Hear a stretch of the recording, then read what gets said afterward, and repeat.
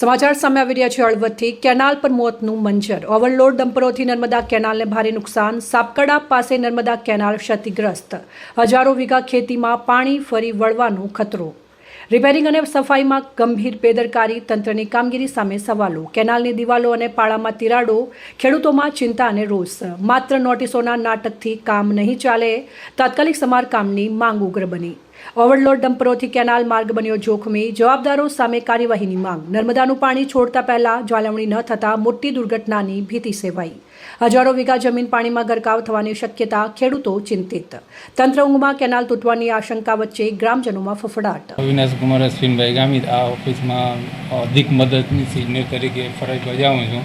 હવે તમે જે મોરબી બ્રાન્ચ કેનાલ પર ટ્રકો ચાલે છે એ અમારે ધ્યાનમાં છે. ઘણા ખેડૂતોએ રજૂઆત કરી છે તો અમે ટૂંક સમયમાં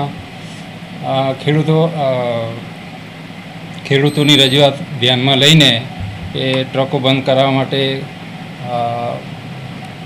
નોટિસો આપીશું અને ટૂંક સમયમાં જેમ બને તેમ વહેલી તકે આ ટ્રકો બંધ કરાવીશું. કેટલા દિવસનો સાહેબ નોટિસ પીરિયડ હશે ને તમે નોટિસ ક્યારે આપશો? અમે નોટિસ 2-3 દિવસમાં નોટિસો આપી દઈશું અને અઠવાડિયાની અંદર એક ટ્રકો બંધ થાય એ રીતના નોટિસમાં રજૂઆત કરે. ડમ્પરના લીધે હાલ તો કેનાલમાં પણ ખાસું ડેમેજ થયું છે તો એના ઉપર કોઈ નિંદનાત્મક કાર્યવાહી થશે કે કેમ? આ ડેમેજ થયું એના વિશે અમે નોટિસમાં એનો ઉલ્લેખ કરીશું અને હવે એના પછી આ ટ્રકો બંધ થાય અને જો હવે પછી આવું નુકસાન થશે તો એમની ભરપાઈ તમારે કરવી પડશે એ રીતનું અમે અગાઉ નોટિસ એ સમય થઈ ગયો ઘણો એની પહેલાં આ નોટિસો આપી હતી પણ એનો કંઈ જવાબ આવ્યો નથી એ લોકોએ. આ કેનાલ સાફ સફાઈ તો અત્યારે જ સાફ સફાઈ થઈ છે અને પાણી ચાલે છે અત્યારે કેનાલમાં. હા એટલે મરામતનું ટેન્ડર આપ્યા પછી જ જે તે એજન્સી આવી તેને કામગીરી કરી હતી. હા એ અમારે એ જોવું પડશે